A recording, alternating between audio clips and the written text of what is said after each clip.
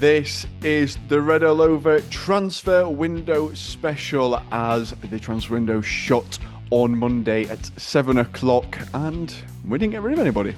There was worries at times about Adam Phillips leaving, then he went and put a very defiant Instagram post out saying, "I'm not leaving," with some other words as well, including that. So we knew that at least one of them was staying, but we have retained all key assets and we brought in Jake Rooney as well on deadline day. So we're going to react to the transfer window as a whole, and then we're going to get into the specifics, each position, anywhere where we need to strengthen in January, and also what we think of the side moving forward as well. So let's get straight into it.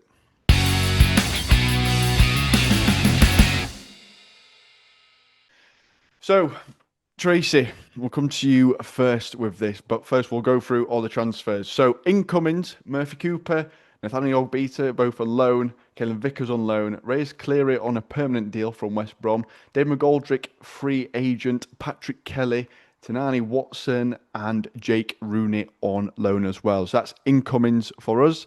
Outgoings wise, you've got Donovan Pines released, Sam Cosgrove released, Josh Benson released, Stephen Humphreys released, Jonathan Lewis released, Aidan Marsh released, Karen Lofthouse going to Burton undisclosed fee, Corey O'Keefe on loan to Stockport, Max Waters on loan to Dundee, Barry Cotter on loan to Notts County, Andy Dallas on loan to Southend, and Casper Lapata on loan to Bristol Rovers.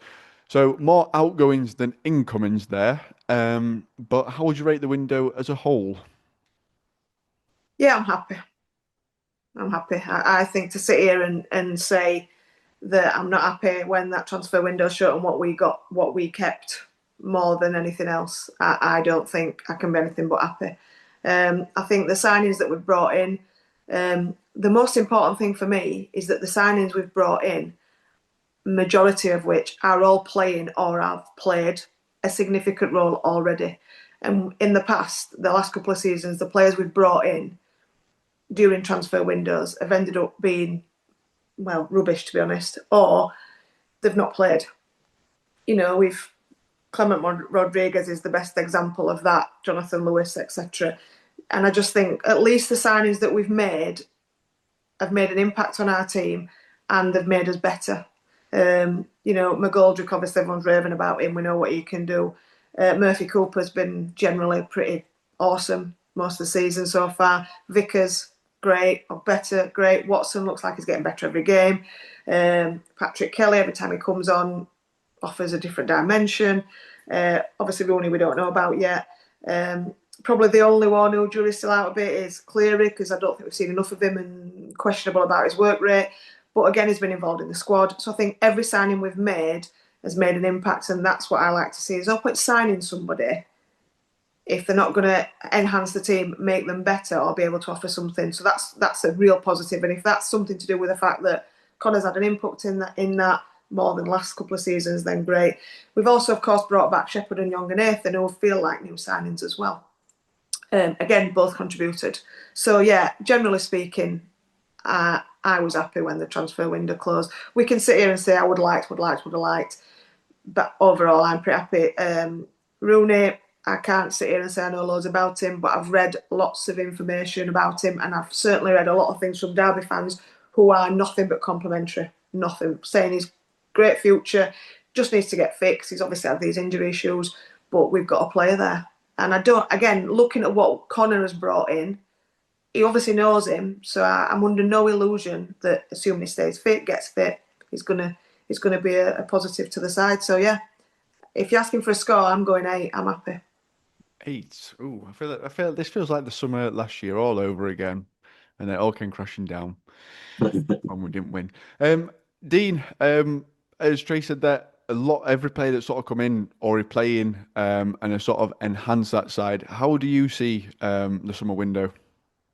Yeah, I would agree largely with Tracy. I mean, I don't want us to just pat everybody on the back and say there are some sort of downsides, but it seems to me that we've been fishing in a different pond this transfer window. When you look at the pedigree of the players that we've brought in, the backgrounds, they're a different level to us fishing around in League Two and in the National League. So the quality that's been on show so far, and a lot of it has been on show, as Tracy said, has been excellent and, very encouraging. I mean, I totted up how many players have actually left since the end of last season, which is sort of, around about the transfer deadline time.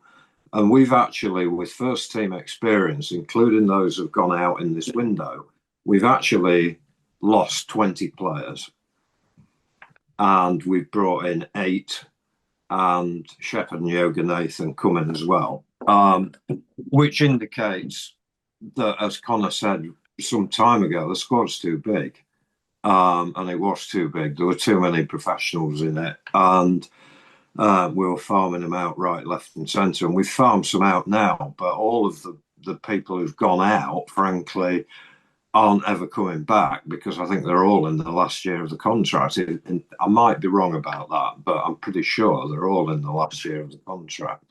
So I would say, from a health point of view, financial health point of view, it's been an extremely good window. And I think if you go back to, is it Naive or whatever the chairman's called, I can't remember. He said, yeah, we were going to have to sell. And everybody kind of almost assumed that meant we were going to sell one of our 3 key players or 4 key players. But actually, we've managed to clear an awful lot of players out, which has saved us an awful lot of money, without probably breaking the bank in terms of contracts of those people who've come in. Because a lot of them are young. A lot of them aren't obviously in the bracket of earning, I don't know, 8,000-10,000 a week or anything like that. So they're not going to be particularly expensive, but the quality's, there to be seen. And I think you're right. Conor's clearly had an influence. Otherwise, McGoldrick wouldn't be here, and Rooney probably wouldn't be here to start with. But I suspect he's had a look at some of the players from a personal point of view and their characters and how they would fit. And that seems to have worked very well. So, yeah, I would say, I mean, if you want to score, I would say 8, probably like Tracy. I think, we would all like to go out and buy an Alfie May or somebody like that for 1.4 million, and that's how much he cost. Or, I don't know, many other examples, I suppose. On the downside, I think it's a shame that we left it as late as we did to get one obvious gap filled. And I think if you were looking critically at it, you would say, well, we wouldn't let that happen again. But it seems to happen every time we have a transfer window. So, and I think if we were scrambling about, and of course it's all conjecture anyway, if we were scrambling about to try and get another striker, we'd left it very, very late indeed to try and engineer some kind of deal for that. So there are some bits and pieces, and I suppose a lot of the players we've brought in haven't had an awful lot of football in the last 2 years, and it'll be interesting to see how they stand up to, a 46, 50 game season. So that's, a bit unknown at the moment, but the fitness levels look good. And yeah, I'm pretty happy. 2 8s already. Wow, we are flying. What a transfer window it's been. Surely there's no downsides to it at all. Craig, obviously, we're just reacting now based on what 5 or 6 games in the league that we've played so far this season, a couple of cup games as well in there. But again, both them teams, both them games that we've played in, a little bit of rotated side in there. So we've seen a little bit of everybody, and we've seen sort of the ups and downs within there as well of consistency, such as Ray's clearly looked great against Fleetwood and against Burton when he came on, then just seemed to drop off a little bit more in that Rotherham game and things like that. Where do you sit on this transfer window as a whole? I think it's a very Conor Horan transfer window. I think he's been heavily involved. I think every player that's come through that door has had his stamp of approval because a lot of them League One experience or higher.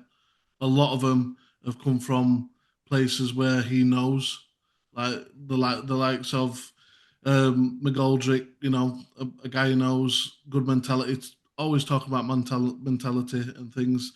And obviously, this young centre back Jake Rooney that's just come in, you know, through Derby's youth. He's obviously must have seen something in him when he's played with him or seen him around.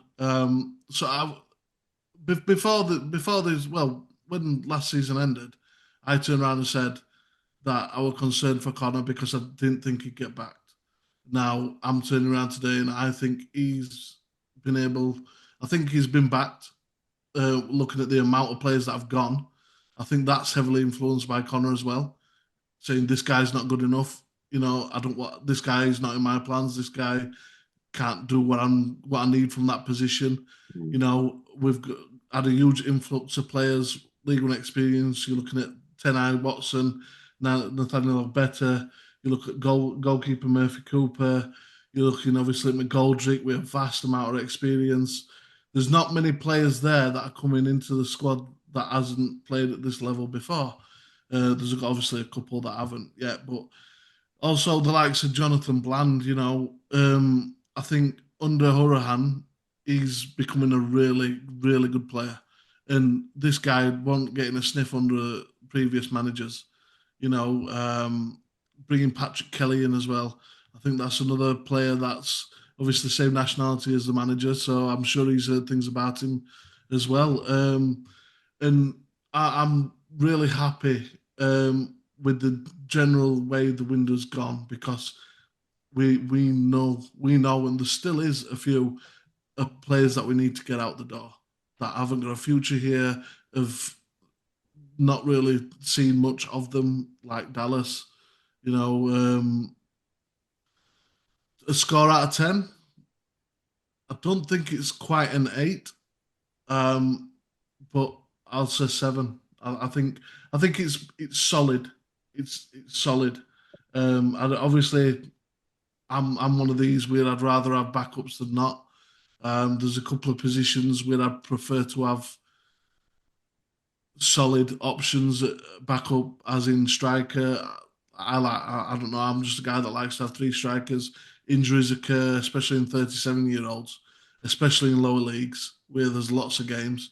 Also, I wouldn't mind another left back. George Kent keeps getting injured. I know Josh Hill can play there, but I prefer a natural, somebody that can get up and down as like a better can. That's the reason why it's a 7. But it's a lot better than I thought it would be, and yeah, I'm happy. I'm going to pull up your video from last year because if you've given last season's a higher rating, that's going to really tickle me. I think I get it a 6. Looking back at it, I can't say how much I hope because you we gave it an 8. we didn't have a right back and we didn't have centre backs. I really hope you, That's really why I hope you get it a gave it an 6. I 8. think I'm sure really, you can look it up, mate. I'd love it if you gave it an 8. There's a few things there that we're going to delve into a little bit later on, especially that around the strikers. That seems to be sort of the one criticism that I did see brandished around social media, and I must say I do disagree with it quite heavily. But one thing, Tracy, that sort of, well, there's 2 things actually there that have come out of that conversation there. One, Conor being backed. Do you agree with it? Because I think there's almost 2 ways in which people are looking at about, oh, he's been let down, that we've not got this third choice striker, or we've not got an experienced centre back. I mean, we've brought a body in. But on the other side, the beginning of this window, we were told we have to sell one of his better players, and we knew that basically meant Adam Phillips, Luke O'Connell, or David Keeler done. And we knew the board had put a valuation on DKD of anything north of 5 million. We're going to have a serious conversation. Anything under that, we're not going to entertain it. The fact that it's now September and we've still got them 3, to me, is it almost didn't matter what we did on deadline day. The fact that they stayed was almost a statement of intent of like, look, we're going to give it a bit of a bash this year at trying to get out of this league from what we've seen in August and probably what they've seen in pre-season a bit. Well, at least to me, that's how it seemed. Yeah, I think they can only back him to a degree. There was no hiding the fact, like Dean said, that it weren't hidden the fact that we weren't financially in a particularly stable place and that we were going to have to sell or clear out the vast amounts of players that we had, some of which were on significant amounts of money for not doing the right lot. I think the way that the Holy Trinity, if you like, the big three have started has blown us away, because we finally got Conor and Phillips back to the Conor and Phillips that we know. That's made a huge difference, I think, and shown their importance. Because I think if you'd have said this time, I don't know, January, February, most fans would have said, well, you can sell it, both of them, because they're not having any impact. And obviously when Conor came in, he dropped them both. Both reacted amazingly and have reacted since there. Phillips' work rate is just on a different level. Never doubted his ability, but I doubted his commitment last season. But I can't knock him at all. Conor, I always think I had it in him and something just weren't quite right, but whatever it weren't, it's sorted. And DKD, he's probably not started as well as he probably finished, but I think he contributes and his work rate. And obviously then he goes and bags 2 goals on Saturday. I think if we'd have sold one of those, particularly DKD, then that sends a message of negativity to Conor, because I think it's saying you've done really well, but unfortunately we've got to pull it. And I just think if you'd have said, certainly to me, most of the fans, and I guess to Conor, you're not going to get another centre forward, but you're going to keep them 3. Well, I think we'd have all said, yeah, okay, let's go with that. I certainly would have. So yeah, I think he has been backed. People are saying, well, Mladen still hasn't done great because he hasn't sourced all these players. They've all come from Conor. We'll never know that. We don't know that. You've got to think that Mladen's had something to do with all of this. But I think generally speaking, he has to have been backed more than I anticipated. I thought he was going to be given a poison chalice. I actually thought we're giving a guy a job at the time who can't be successful because he won't have the tools to be successful. Actually, he's been given some of the tools, not all of them. Obviously, we are not perfect, and we'll see as the season goes on, we might end up ruining the fact that we haven't got a huge squad. But yeah, and the way he says things like, I want professionalism, I want commitment, I want hard work, I want this, I want that. And, as Dean said, it's not only players that fit in terms of ability, but fit in terms of mentality. And, we spoke, well, I quite fortunately spoke to Conor Barrett and Leo Farrell at the weekend on the fan zone, and they both spoke about the changing room, the ethos, buying into Conor's belief, the feeling around the place. I know they're not going to say if it isn't, but they both had a point of saying that.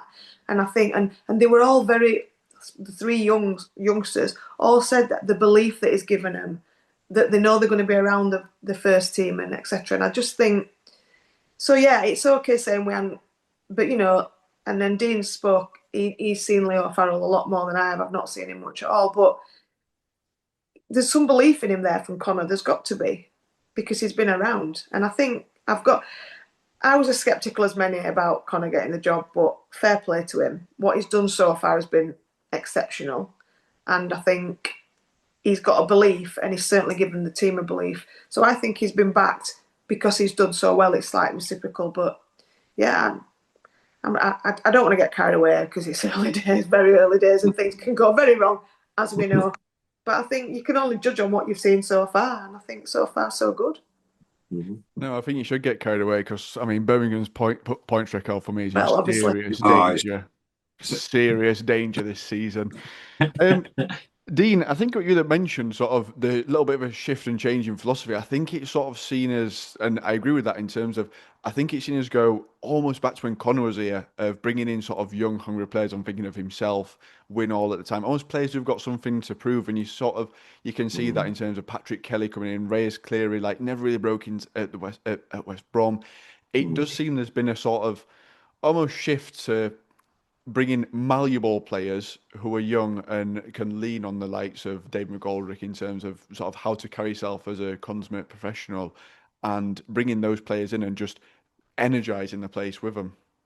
Yeah, I think that's absolutely right. I mean, one thing that I concluded, if you like, when I was thinking about this earlier today, was looking at the balance of the squad and the balance of youth and experience, which virtually every successful manager talks about.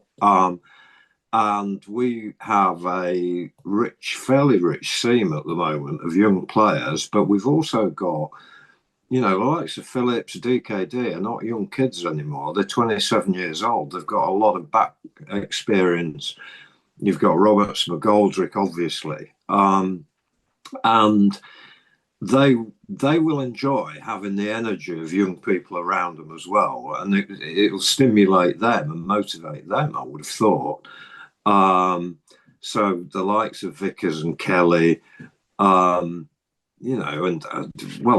Rooney as well, I guess, should. And I think if you go right back to the sort of Premier League promotion season, the side contained some very seasoned professionals, as we know, and a raft of about 4, 5, 6 young players who come up through the ranks. And somehow that seemed to work. And I think if you can look back away from Barnsley and look at other teams as well and say, well, is it all about spending millions of pounds? I mean, you look at Blackpool, for example, at the moment. I mean, them shipping in loads of very experienced players who everybody knows the names, Honeyman and Ennis and the lad from Rotherham, I can't think of his name now, but and look how well that's done, for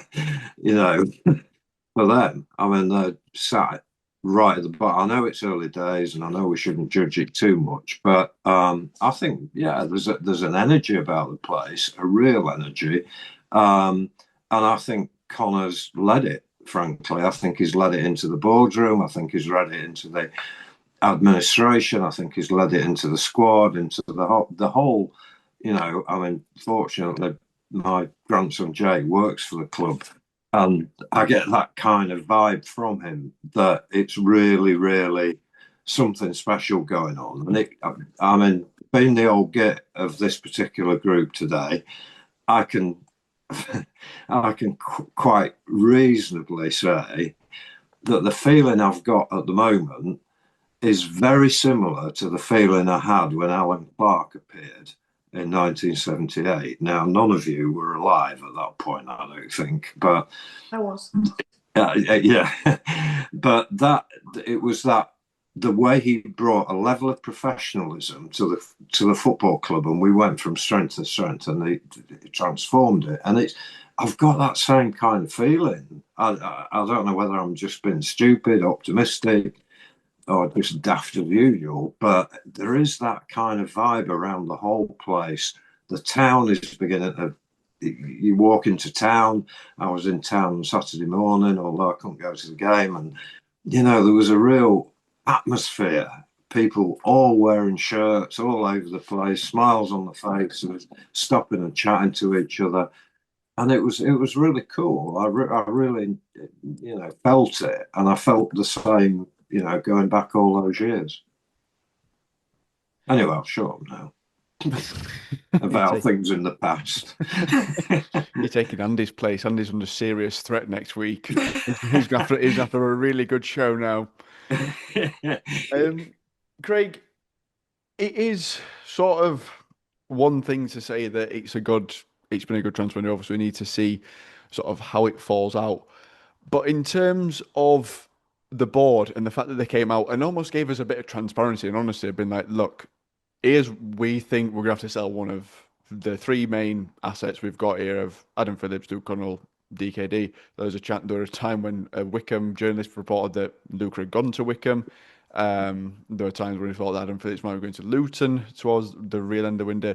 DKD, apparently the team sniffing around. Been everywhere, and every time he's been at every club in Championship. He's played for every Championship side so far. But obviously, it's nice to almost have that transparency and almost like tepid expectations of like, we know one of them's going to go, but hopefully we'll get a decent fee and we can reinvest it and we can see where we go. But to not sell any of them and to almost like back Conor with the tools that he's got so far, a statement of intent, but also a little bit of fair play to the board, because you'd imagine that there would have been inquiries, bids going in for them free, and they've gone, no, actually, here's what we value it at. If you're chucking 3 million at DKD and we think 5, no, you're not having him. Yeah, it's all about changing from where we've been in the past, where we've just been mugs for other clubs. We've accepted low fees for really good players. But as of probably 4 or 5 years ago, we've turned around and we said, no, we put a valuation on this player. This is fair market value, and you're going to meet that price. If you don't meet that price, this player stays with us. And I think that's solid, and that's what you need to do. It's what the likes of Peterborough's done over the years. I mean, they're fetching some massive fees for players. So in terms of backing Conor, they've done exactly that, and not just with personnel. Not just with personnel, they've let him redesign parts of the stadium, most namely the tunnel. Getting all that redone, and I'm sure he's had some stuff in locker room done and things like that.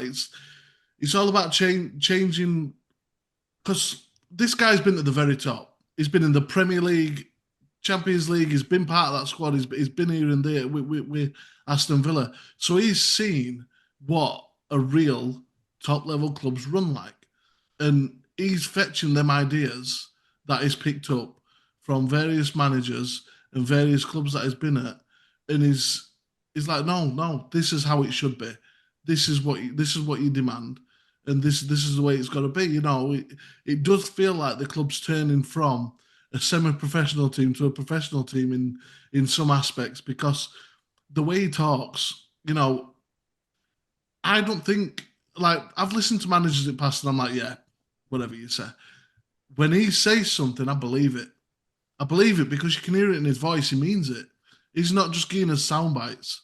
He's like, look, you come with the right mentality. You work hard. You give everything, every blade of grass. You've got to be at the top of your game, or you're not going to play. And I think he's given that to every player. And you've seen players like Bland run with it.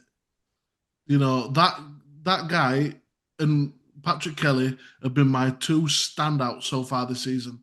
Not because I think they've been our best players, but because they've shown me more than I was expecting. I heard about this young kid coming from that we signed, Patrick Kelly, and I was like, he's going to be young, he's going to be raw, we're not going to see much. But what I'm seeing somebody that's willing to run the full 90 minutes. He's getting involved in tackles. He's not shirking out of them. He's great with the ball at his feet. He's getting forward. I saw Bland in the last game run back on his own, full sprint from two corners at the other end of the pitch, and Bland was the only guy who sprinted the full length of the pitch both times. And it's things like that Conor will see in when he looks obviously at telemetries and everything, all the stats, and you'll see how much people are running and how much people are giving. And for me, them players need rewarding, and I think them two have been standouts. But I think that's all through Conor's direction. And so long as he keeps reinforcing that by giving good chances to players that are trying hard in training, and as long as you keep rewarding that, it'll just filter through to the youth teams, under 21s, under 18s, and like I said, currently they're keeping Johnny Russell at the starting 11 because they keep they keep working really hard. I'm not saying Johnny Russell's not, and I'm not predicting any future lineups, but I'm just saying they're there because they deserve it. And they're getting, like I said, Bland coming in, right back, centre back, right back, central midfield. You know what I mean? And I think, didn't Patrick Kelly play full-back one at games when right mid or something? He's played in different positions. Maybe. I think we got somebody sent off. But like I said, being able to do that and do the job well, which they both have, it's a real credit to them and to Conor, because, like I say, I think that's just filtering through. I think we were extremely lucky to get Patrick Kelly, frankly. I don't know whether his relationship with Grant McCann is quite closely involved with the club for obvious reasons, because he's like the place for us. But it makes me wonder why Doncaster didn't go after him. in the way that, you know, having been part of their squad last season, why didn't they go after him and stuff? And I think it might be that he, you know, Doncaster couldn't afford him, and therefore there was a bit of word given that, yeah, this lad's good. But I mean, this is a lad who's been watching Declan Rice on the training ground for the last 5 years. And Conor. And you can see some of that kind of football in him. Certainly can. Right, let's have an argument then. Here we go. So no one's given it a 10. No one said it a 10 out of 10 window. So Tracy, where for you? What would have made it a 10 out of 10 window for you? I think a 10 out of 10 window would probably be probably a little bit more depth. I still think we're missing another centre half. Personally, just because although the lateness of signing Rooney and the coming with the caveat of he's not played a lot, he's got potential, etc. He's not what I'd call the experienced centre half that I probably would have liked. If I'm being honest, I would have preferred someone who was a bit more experienced. We talked about Shepherd, Barrett, etc. Needing that somebody next to them like Roberts to guide them along. And obviously, I don't imagine Rooney, although he's played a little bit, I don't imagine he's going to have loads of experience. I can't say much because I've never seen him play. So I would prefer someone a little bit more experienced, and I probably would have liked. I just worry he's a little bit of fullback. You know, right back we've got Tanai Watson. Bland can play there, so I think that's sort of covered. Left back, left wing, Ogbeta, and then you know you're looking at Farouja. I don't know. I just think we're a bit unbalanced with the games, but it's hard. Everyone's got about centre forward issue, and it's a real tough one because as I said at the beginning, it's hard getting good players to come in who are going to then contribute. Because then what happens is you either sign players that then don't make an impact on the squad, which is what we did a lot of last year. I know Mcatee were obviously heavily linked, and clearly that was on the cards. For whatever reason, it didn't happen. I just think I can't see him coming and wanting to then sit on a bench. I know he has been doing it at Bolton to some degree, but I think he would have been. I know you can rotate, etc. And I just think it was he endeared himself to Barnsley and Mcatee by working really hard, doing great somersaults, and also when he could have gone in the January transfer window, it was all Luton wanted him back to then send him back out. He said he wanted to stay at Barnsley, and obviously his fans were really like that. Would I have had him back? Yeah, of course I would, because I think it wouldn't have hurt. I don't think it would have hurt us at all. But I do think I was of the worry that if he comes, somebody's going.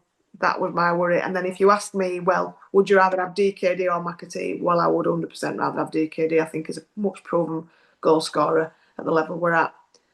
So maybe I should have given him 10. I don't know. But no, I do think I still worry about us defensively, particularly that we still do look a little bit shaky at the back. We've always conceded. We're creating lots of chances going forward. We're scoring quite a lot of goals. So I think we look really good going forwards this season. Every game we've seen, even when we've not won, like Wimbledon, we still create a lot of chances. But yeah, defensively, I still have a little bit of I actually think we should have kept Aidan Marsh. Out of all the players that we've gone, I actually think he was the player that was happy to sit on the bench. Probably would have developed better under Conor.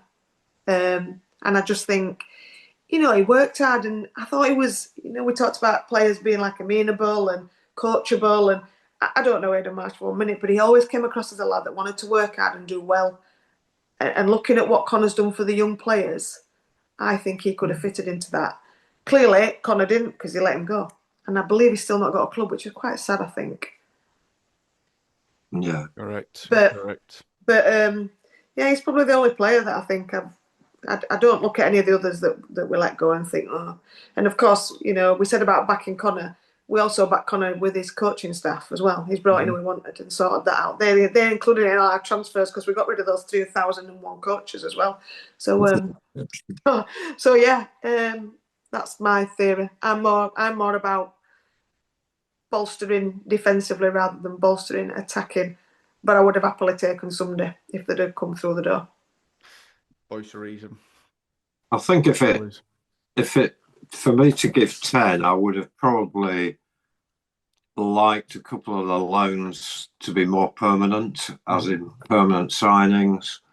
Although I bet it probably could be a permanent signing anyway. But I'm just a little bit concerned about that. That would have given, if we'd got one loan or two loans, I would probably thought, right, 9 out of 10 that would be. And I think there's still a little bit of a question mark around whether, and I've made it earlier anyway, the likes of Rooney, Cleary, Vickers, what are they going to be like after 40 games? They haven't done that yet, and maybe the only one who really has is McGoldrick. I would suggest. Cooper, last season, but he's still young.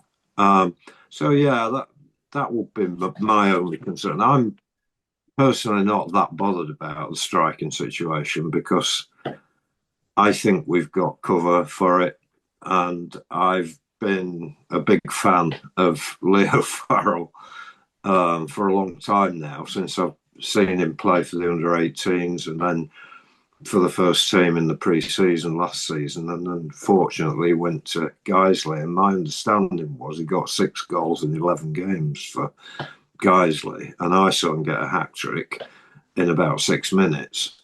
Brilliant finishing. So I think that's a possibility, but I think we've got other players who could move around. I suppose in an absolute ideal world, yes, we'd have another. In an absolute ideal world, but I don't think it is an ideal world, and I think we've got enough. Craig? Well, we're not talking about ideal worlds. We're talking about what would make it a 10 out of 10 for us. For me, it would have been a left back, another centre back, and a striker. The reason why I would want another centre back is I said in the previous video. Just before you start on that, left back is my big question mark of why, because that would mean when fully fit we'd have 5 players who could play there, of Josh Earl, Ferrugia, Ogbita, Georgie Gen, and then the other player. Right, because number one, I don't think Georgie Gen has shown a long enough sample size of staying fit. Number 2, Ferrugia, I saw him play against Rotherham at left back, and I thought he was struggling to get back at times. I think Josh Earl can't get up and down all game. I mean, he did all right against Reading at last game of the season. But I prefer him at centre back. But he might not play there though. Now there's Jake Rooney there as well. We'll see. But for me, I'd prefer. Like I said, for me, he'd not be able to do the way Beckett does it. Like I say, the way I see it, Conor's got his system now, and he needs his left back to get up the pitch and help in attack. And for me, I don't think Josh Earl. I've seen him overlap before, and I wasn't impressed. But I've seen him invert, and I've been very impressed. So it's like, which way would you want him to be? But preferably, I'd like to keep him as a centre back option, either off at bench or starting. I'm not fussed which. But like I said, for me, I would have got one more left back, somebody that can get up and down. Centre back, because as we've got Rooney in, that's great. But for me, I'd have wanted a more experienced head. But like I said, experience is all about how your brain works. It's not about what your age is. So he could be at the level, or he could be below the level. We don't know yet. We're hearing good things, and that's great. But personally, I'd have liked to have got a League One centre back in who's similar to Josh Earl. Not necessarily not a young guy, but generally a journeyman who's good at this level and and obviously a striker because, like I say, I don't like putting square pegs in round holes, and I prefer to have a striker who can be there if the worst happens. Personally, I wouldn't have bought one. I'd have just kept Dallas. That's the one I'd have gone with. I'd have not gone with Marsh. I'd have gone with Dallas because I think Dallas, like I say, is more experienced, and I think Conor had worked with him better. He's always shown a willingness to press for me. He's always shown a willingness to play and be amenable off the bench. So personally, I'd have kept him rather than buying one. So, but that's what would have made it a 10 out of 10 for me. Left back, centre back, and striker. I mean, the Andy Dallas one, I'm a little bit confused of what you're saying there, Craig. So I don't know, in terms of like a sample size, he's played, 3 games for us? Yeah, I've seen him play for Markham. That's a league below, though. That's asking someone to step up a division. Yeah, but it's a step up as well in terms of Morecambe are not very good either, and in League Two, and we're in League One and aiming for the top part of League One. So then ask him to do that massive jump is like you might as well bring Leo Farrell in at that point. But we have seen him play for Barnsley. We have seen him play. Like I say, I didn't watch him and think he's not good enough. Crap, get rid. I didn't think that when I watched him. I thought he just needs a run of games, and I don't think he will get enough chance, And like I say, I've seen him play for other clubs, and I think he's played well.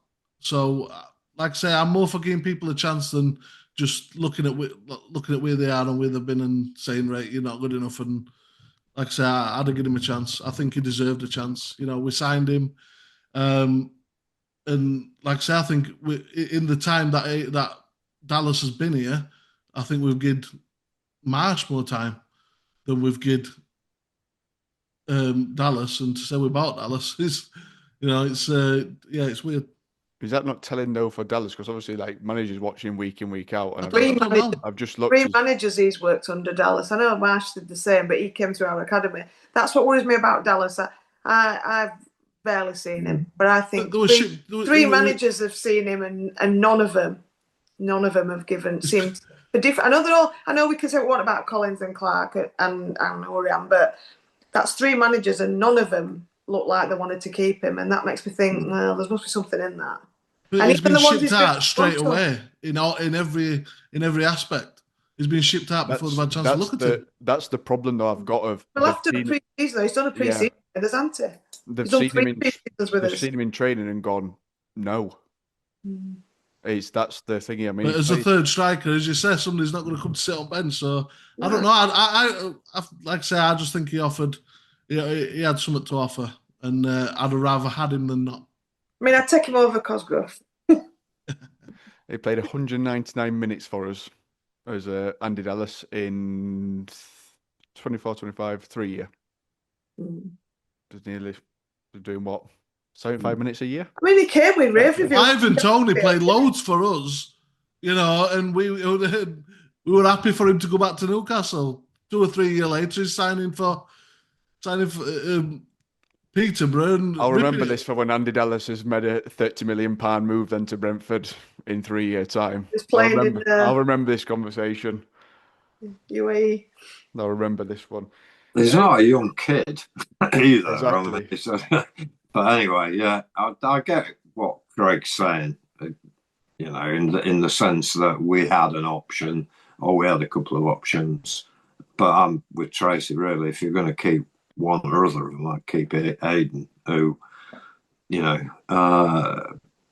has got Barnsley in his heart. But I'm sad for him. I hope he gets a club. Yeah. I mean, before anyone puts in the comments, sign Conor Wickham, just to score from halfway against Man United under 21s. Let's not even have that conversation. We're not having that conversation. James Wilson. Yeah, I'm not having that conversation with anybody. I think for me, in terms of this thing about this third striker being like a huge problem and a massive letdown. I'm not saying it's a huge problem. No. I'm saying that's what social media is saying. I'm not saying you've said it, Craig. Right. I'm just saying that. I was just saying I'd rather have one than not. My next word's going to be sort of people saying like almost as though Conor had not been backed by not getting this additional striker in. a lot of people are bringing McGoldrick's age into it, but about last 3 seasons, 35, 37, and 39 league games he's played. That's just league. There's a couple of cups in there as well. So he's probably playing average about 40 games a season over the last 3 years. So it's not like it's someone that's going to got a massive poor injury record like Max Waters, who spent, what, a third of a season injured of a last season as well. DKD, surprisingly, has played more or less every game that he's been available for, which were 42 games for us last season in the league and 46 for Mansfield. Season before, he played 19 for Burton and then 19 for Mansfield when Mansfield signed him. So 38 games in there. So between them, I don't understand why everyone's got this big fixation on. There's going to be an injury between them because they don't really have a form for that. I am touching wood as I say this because I know Yeah. exactly what's going to happen now. I know exactly what happened to I'm going to blame you. Train injuries for them two. But for me, like it's not like the breakdown, the robust. You can rotate between them, and also looking at the forward options we had last year of Humphreys, DKD, and Waters was sort of the three strikers we had. Humphreys spent first half at season on left wing, so weren't even a forward option as such. DKD obviously played as much as he could. Waters were injured for it. Jallo as well, injured quite often. And then you got Clement Rodriguez, Sam Cosgrove, Jonathan Lewis, and Neil Ferrugia. I do not think, in terms of the 8 forward options we had last year, we are in a worse position this year. Of Reyes, Cleary, McGoldrick, Jallo, Caelan Vickers, DKD, Ferrugia, and if needs be, and we get to that point, Ogbeta playing there or Phillips on that right hand side. I don't think we're in a worse position at all. And I think between that rotation, there's plenty of options in there. Because you've seen, obviously, DKD and McGoldrick switching between that left hand side and one going through the middle. You'd probably get the exact same thing if one of them did get injured. If one of them just play there and then whoever go on left hand side. To sort of, they're almost a backup to each other, is the way I see it. Of that they're just going to interchange with each other throughout the season and when we need it. That's why I don't really see the argument for it. I'm much more on the side of an experienced centre half being like I'd probably sit the same as you guys on an 8, just because we didn't get that. If we've lost it in Robbo, and it's not being replaced. Jake Rooney's played 14 league games since 2022-23 season, and a couple of Premier League 2 games in there as well, which is basically what under 23s. So like it's not. Like you're asking a lot then of someone to come and step in and play here. By the way, you've still got 40 games to play this season if he comes in as a first choice. And Roberts got injured early on, didn't he? They know that's what got me with that. They know plenty of time straight away. Straight when he went down and then he went off, it was straight away. It's going to be October at the earliest. So then you're thinking, right? Well, then we need to replace him. I think that's the thing. Was it second game of the season or was it first? First. First game of the season. He got to half time, didn't he? And that's it. Yeah. Like I think it's more the speed of it as well. Of that were an issue from first game of the season. It probably weren't that bad whilst Roberts was still there. Now he's not there. It's like you've had a month to plug that gap, and it took till 20 minutes before window closed to actually finalise it and sort it. Like it's slow, and I get transfers are difficult and hard, but for me, much more concerned defensively, and also have been top 6 scoring side for the last 3 seasons in this league. We've shipped 137 goals in the last 2 seasons.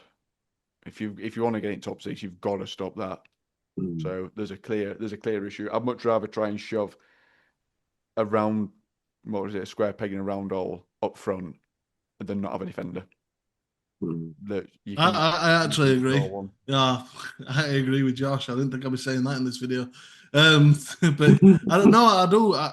I would much rather have an experienced centre back than a new striker. Like I said, I'd have been happy with keeping Dallas as a third option. Like I say, I just think it's better to have than not have. But I do understand. I also think a left back's more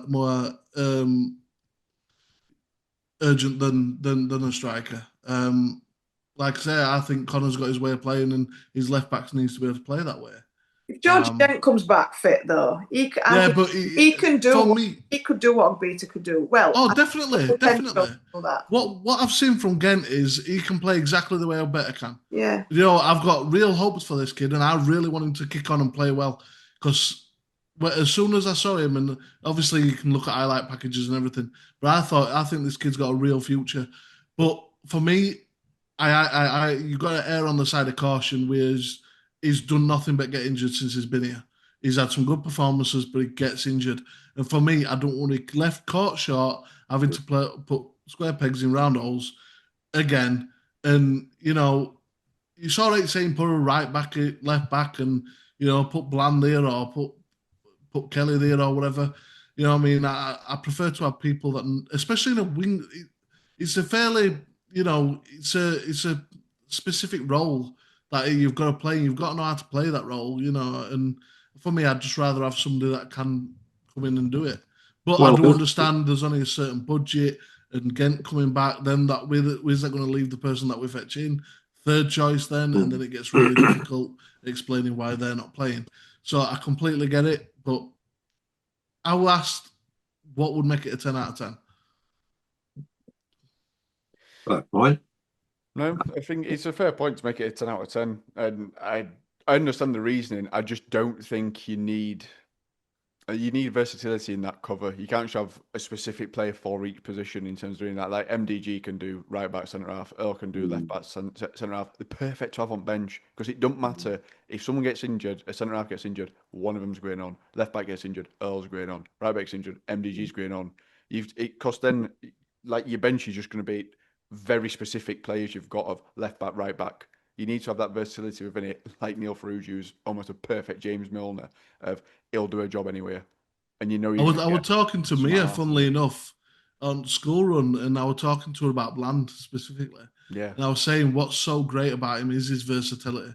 I think you could put him anywhere on that pitch, and he would give you a solid 7 out of 10. Apart from like centre back, I think you can put him anywhere else and he'd get a good go. And that's what I love about him. Funnily enough, he was a centre back in the under-18 team. Oh, everywhere by goalkeeper won the league. So when are you starting your appreciation society, Craig? Because I'm going to count how many times. When we get promoted. In this, the Jonathan Bland Appreciation Society, chaired by. Hey, I'll get his shirt up wall. I'll tell you that now, definitely. They'll start calling him Jono soon. You can put next year. He'll be his mate. Yeah, he'll be his mate. The other possibility at left back, of course, is Bailey McCann, and I know the club rate him high enough to give him a new professional contract, his second professional contract. And he's been farmed out, obviously, to Peterborough Sports. And Peterborough Sports didn't harm Bland last year. So maybe they think they've got enough cover. And I know for a fact they really rate Robson Woodcock very highly, but he's very young. He's actually played this season, though. He played against Rotherham? Left back? Yeah, he came on against Rotherham. Yeah, he came on, didn't he? And also with Peterborough Sports, we can call them back, can't we? Because that's what we did last season. If it cuts to it, I quite like the fact that we can call them back. Whether some of the loans you agree you can't, don't you? So, I mean, that's one thing in terms of like obviously Waters is injured now. Shock. Which apparently is no Baxes. He's injured until the 20th of October. What? It's scored a couple though, hasn't it? That's very specific though for an injury. It's just like, I'm assuming that must be 3 months from when he got injured, if I had to guess. The third. But like you just said there, Tracy, if there is a call like the clause to bring him back, that's your backup striker there. He's worked. He's been at club. He's been part of pre-season for it. It's there.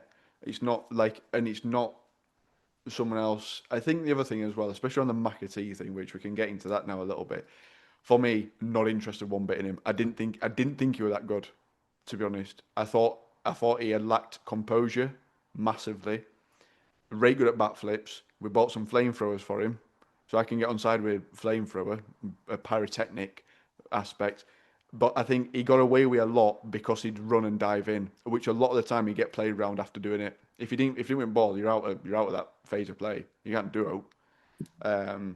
So I thought it was very almost rash in terms of that. So for me, I weren't interested one bit in him coming back. I think he just remembered a lot for diving in and scoring goals from 35 yards with no else on.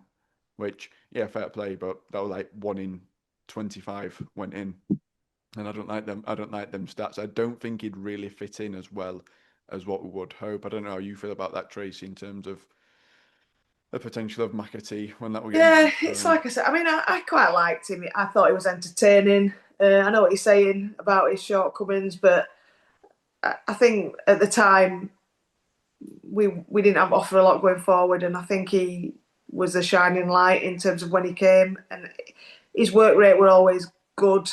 So were Tom Bradshaw's, and he's my Well, data player. yeah, don't go there, but it's like I said, I think as an addition, I wouldn't have turned it down.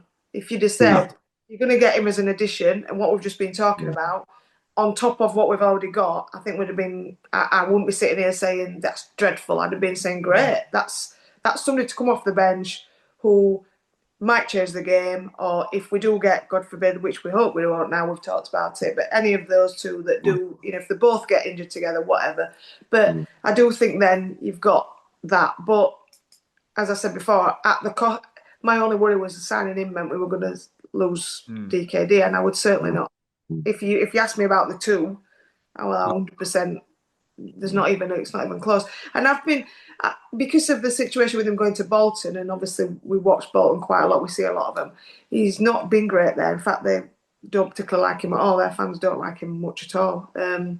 Most of them were quite happy that they thought he was coming to us. And it's been well noted that he played his best football for us. So, yeah, I'd have taken him. I'm not going to, but as an addition, certainly not as a replacement. If he'd have come in as a replacement, it'd have been, he endeared himself to the fans. And he, as we said, he did, like you've just said, we got flamethrowers and everything. He did nearly set himself on fire, I remember once doing a backflip really close to them. Well, in fairness, he got 15 goals for us in one season, which, was a pretty good return. Yeah, and was the only coach that were also a season. That were a season though when Devante Cole scored more goals than him. I was just about to say Cole was like, who's now at Port Vale after being released by West Brom. Dean, what would you have been happy with? Because I think the one thing for me with the signing, it was a weird signing for him himself. Of he's not playing for Bolton, and he's not. I couldn't have seen him starting for us either because he's not really. He's not going to take McGoldrick's place. He's not going to take DKD's place. He's not going to take Caelan Vickers' place, sort of in that front three. So, to me, for him personally, it were almost a sidestep to just do the exact same thing that he's doing for Bolton, apart from not score against us like he did. It was an odd one in that respect because you couldn't really see how he was going to fit in as long as DKD and McGoldrick were fit. The only thing I guess you could say is that 50 games is a lot of games for McGoldrick and DKD to be playing. They're not going to play everyone. We've gone through 2 rounds, haven't we? We're into a 3rd round now of the Carabao Cup. That will be right. We'll get a decent run in the FA Cup, maybe. Could do, possible. So yeah, I could see the logic behind it, and I didn't mind him at all. I thought like you say, he was entertaining. Whether he was good dressing room or not, I'm not entirely sure.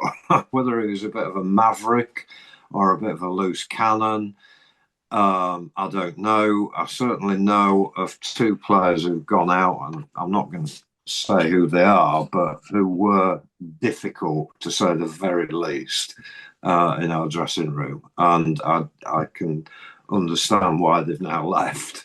So maybe it was something in that. I don't know.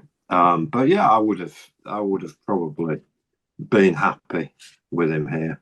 It wouldn't have bothered me. I know he blasts him over the bar from 30 yards, but yeah. To be fair, it was probably more prolific from 25 yards than 5. That's where he thrived in there.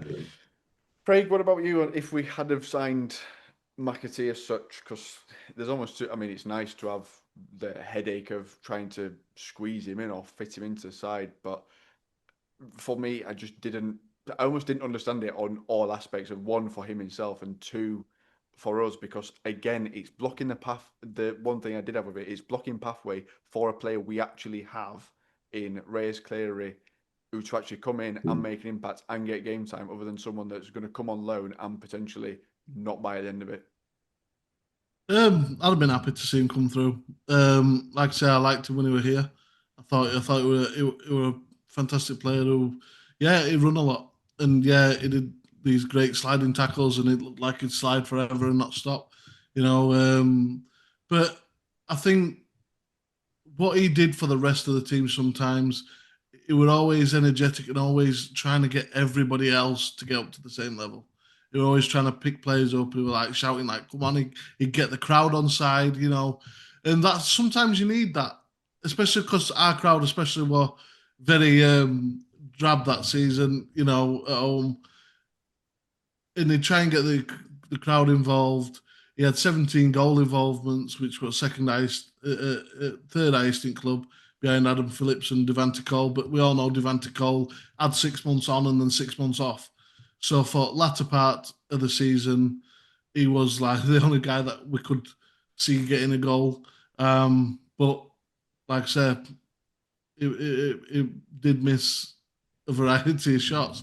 But I just think the whole squad is completely different now to back then. I think he'd probably thrive in this environment. He'd thrive under Conor, playing the way that Conor likes to play. I think it suits him down to a T. Mcatee. So yeah, I'd been happy for him to join. I don't really see a negative. Like I say, I see Reyes Cleary as a winger. I don't see him as a striker, so I don't see him standing in his way.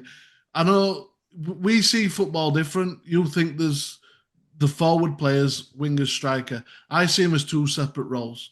I see the wingers as their own isolated positions and striker as their own isolated positions. People can flip in and out. I don't think every winger can play striker. I just don't believe it. Like you can tell me that he played there as a youth and everything, but from what I've seen so far, I think he's a good winger. He's a really good winger, and I don't know. I've not seen any evidence saying that he could play up top. I'd much prefer to have Mcatee, who I know can play up top. You know what I mean? And then we're not just going on, well, what if this could happen? This could. I know he can play there. So I wouldn't mind him joining, to be quite honest with you. So, yeah, I'd have liked him, but hey, we are. I would say, to be fair, I wouldn't even say Mcatee an out-and-out striker either. I'd say he comes and drops deep and gets involved. Like, I don't think, in terms of leading a line, I wouldn't want him to be that person. He needs to be in a two for doing that, to have someone to actually aim at, because he comes deep. He wants to come and get involved in game. A lot like McGoldrick and DKD. McGoldrick does. So. No, that's what they both do, which is a symptom, which is why I don't think that third strike is needed, because we don't need that focal point up front. We don't have it. DKD and McGoldrick come and pick up ball off Luke O'Connell, who's 5 yards away from him, and then it goes wide, and then they'll make them move into the box. Like, we don't need that target focal point of a striker, which makes me think you could almost play Adam Phillips up there. And I think you get the exact same almost outcome of it. Of it's someone that comes and plays in a half space and turns and plays from there, and then makes their way into the box casually, almost of like, yeah, I'll catch up play in a minute, and then walk into the box and go and tap a goal in from 5 yards. It's not. We don't have strikers that play as traditional strikers at all. It's not like there's someone there who's a big target man holding ball up for everyone to come and get a picture of them. They're coming and getting involved themselves, which I think would benefit Mcatee, but I don't think that's. I think that's another reason why we don't necessarily need a striker, and I prefer a forward player in terms of they can probably all rotate between it, because they're doing a game anyway. McGoldrick, DKD switch where they are, Phillips, Vickers switch where they are. They switch between themselves. Beat at one point was his furthest forward player against Huddersfield, and nearly tapped one in from 2 yards away. It's very fluid, I think, the way in which we do play. So, would you not have had him then, Josh, at all, even as an addition? No, I don't think he don't get in front of the three players we've got at the minute of Vickers, McGoldrick, and DKD is at 3. I then don't think he sits anywhere else in terms of that midfield of swapping Adam Phillips out for him. I don't think his link-up play is great either to actually do it. That's the one thing McGoldrick's brilliant at, of he comes deep, picks it, and sprays it wide. That is not what Mcatee's good at. He's much better. He's almost better without the ball than with it, for me. I wouldn't have had him as well. It blocks a place for actual players that we have and are developing. And it's back in that position of almost with Harry Isted of, fine, we've finished that season. What we're doing with now is he going to go back to Bolton and be good for them, or is he going to come and stay with us? Like, it's just like I just almost didn't understand the transfer from all aspects of. I didn't want Bolton get out of it because they'd be loaning one of their players to us, and we're probably a direct rival of each other. I don't understand for Mcatee because it's just replacing where he is now. Have been sat on bench as a third choice player, and for us, it doesn't fit into that front three at the minute. So he doesn't elevate the standard. It's not like, right, he's better than DKD, so we've now got DKD coming off bench. It's just a slightly better option than Reyes Cleary, who's our player and he's tied down to a long contract, and you can bed him in and bleed him in sort of how you want. So I wouldn't tell him on that basis at all. Fair enough.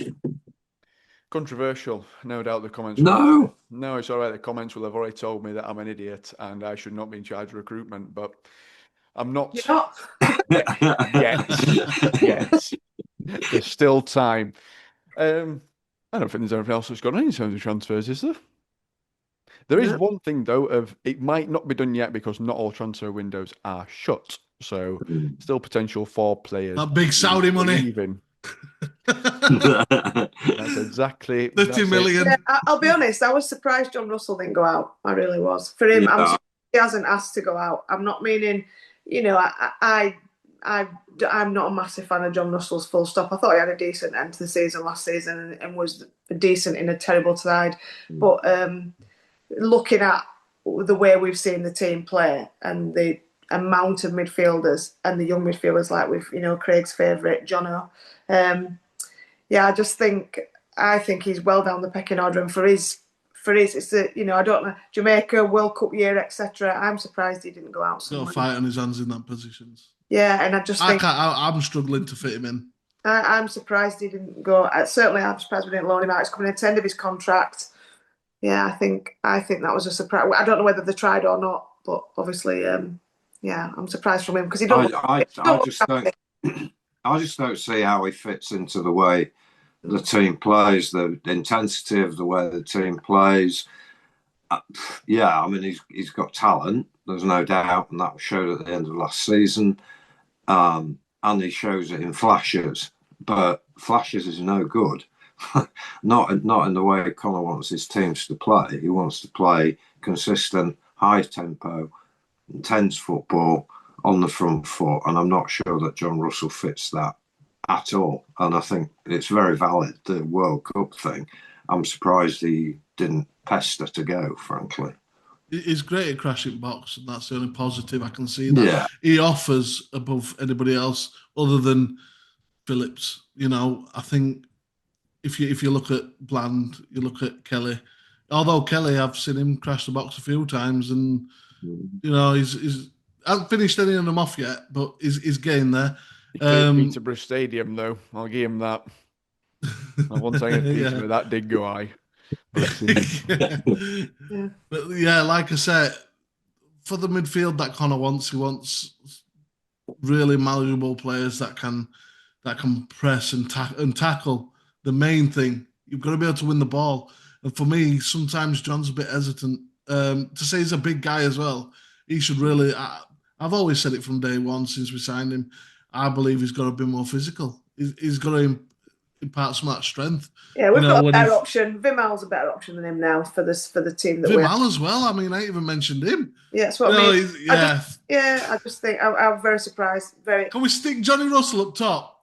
He's good in area. Solve problems. Striker. I have seen that on Twitter. Have you really? Yeah. Mate, you spend more time than me. Someone said Can't be bothered with that. I saw John Russell false nine. I closed me up. Yeah, that one me done. I deleted it. Yeah, that one me done. I've never seen that. Right, I think that just about concludes the positive transfer window that we've had. What's yours out of 10? 9. He's just that experienced defender for me. I wasn't expecting that. No, it's just we said we were going to get rid of one of the big three. We didn't. We've got a much better forward options this season we did have last season. we've improved defensively. Tonight Watson's been a great addition. Beat's been a great addition into there. We've got a better goalkeeper this time last season. One that can actually stop ball going in net. Great start. And I think there's two things of if we maybe swap Jake Rooney, and I can't really commit to that yet because he might be brilliant.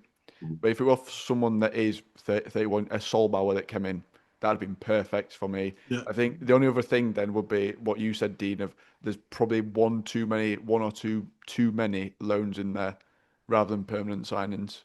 Because it always, like, Vickers is a perfect loan signing, or Beat is a great permanent signing.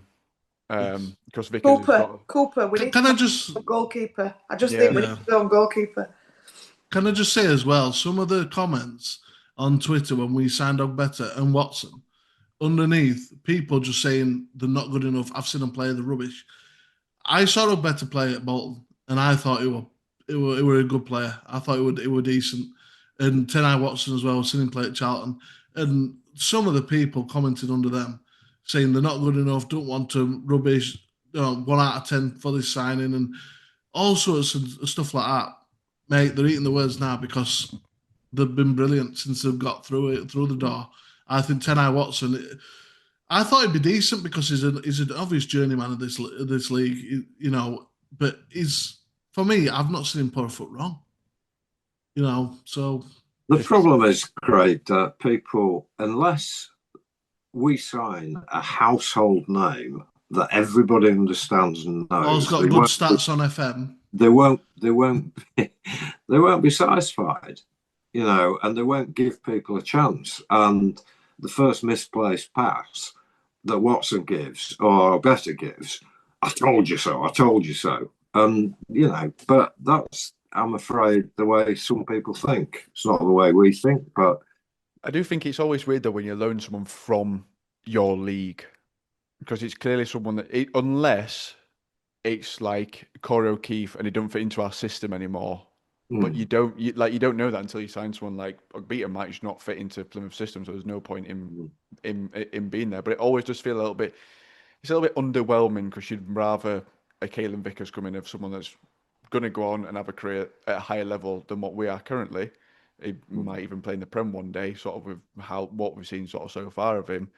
Whereas you loan someone from your division, it's a bit like, have you seen anybody as well be so twinkle toes like he is? Because I've never seen someone take so many touches of a ball. That ball sticks to his feet, and they can't get it off him. It's like I'd just barge him out of the way, but I've never I haven't seen it in so long because we've not had wingers, so we've not seen that trickery and that ball brilliancy. Like a young Adam Amel. Josh, can I ask you what you think, how you think our squad might finish now in the league? Where? At the end of the season. Has the transfer window improved our chances or are we still the same? I think it definitely improved our chances. It's not worse than where we were. I'm just gonna look at the league table from last season.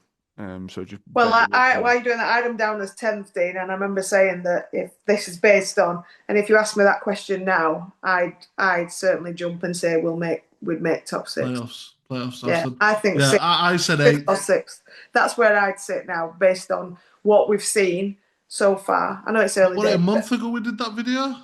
Yeah, and I said 10th, and I did say that's based on the fact that I don't know if we're going to keep whatever. Now, looking at the team, and looking at the opposition, looking at the league, I think there's teams that maybe have done better, etc. But I think we've definitely got the capability to get in the playoffs now. I think minimum 112 points because Birmingham got 111. That's why I had to quickly Google how many points Birmingham got last season. I mean, yeah, easy. If they drew 9, lost 3, we'll lose 2, draw 5. Hammer that points record by that reckoning. But no, realistically, I think top 6. There's not. I think because we've had them tests of Bolton and Huddersfield, but the annoying thing of both them games is both teams had a man sent off. Well, obviously, we had Vimal sent off, and Huddersfield lost their keeper, so you don't really get a good measure of where you both are. But the one thing we're normally rubbish at is starting a season. We normally get better like October time, like under Duff and even Darryl Clark when we had sort of flashes there. Of it always seemed to we always had to build into the season rather than start strong, whereas we've actually got off to a really good start for a change. So I'd say top six. I still think there's enough. Like when you look at the embarrassment and riches that Huddersfield have got, it's going to be hard to top them. Their biggest Achilles heel is the manager, I think.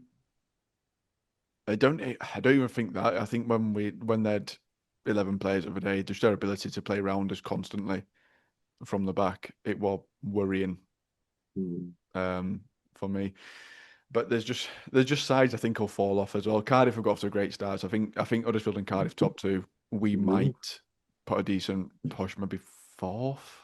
I go and stick my neck on the line and say fourth this season because I think Bradford will fall away. Stevenage will fall away. Difficult to say. I suppose it is difficult to say because we haven't seen everybody. I mean, I actually went to Valley Parade last night and watched Bradford City with a friend of mine who was a Bradford fan. And sorry to hear that. Yeah, I know. It was exciting. There was penalties, red cards, last-minute winners. The whole shebang was great. But almost all of Bradford City's first team were on the pitch at some stage last night. And frankly, they're just behind us in the league at the moment, early doors. Just in front of us. And they're nowhere near as good as we are. Well, there we are. That's you getting some pelters from Bradford fans who've watched this. Chicken. Oh no, don't say that. That's if we lose. Honestly, I'd rather us nearly get relegated and do double over Bradford than even draw with them, just for them posts on Twitter. Right, get your comments on the transfer window down below. Rating out of 10 and sort of any parts of the discussion you want to get involved in. Please do not crucify me for saying that I want to have John Mcatee back. But I will happily have a discussion with anyone that thinks we need a third striker. So come on with facts, stats, and a reason why, because I will also come with those as well. We'll be back next week with our preview of Reading at home. At home? Yeah. I know everything. What a great start. Weekend off. Put his feet up and chill out as Stevenage has been rearranged. So yes, we'll be back next week with our Reading preview and also just if anything else happened. I don't think anything will have done, but there was a time when every time we recorded something an hour before something happened. And it weren't ever good.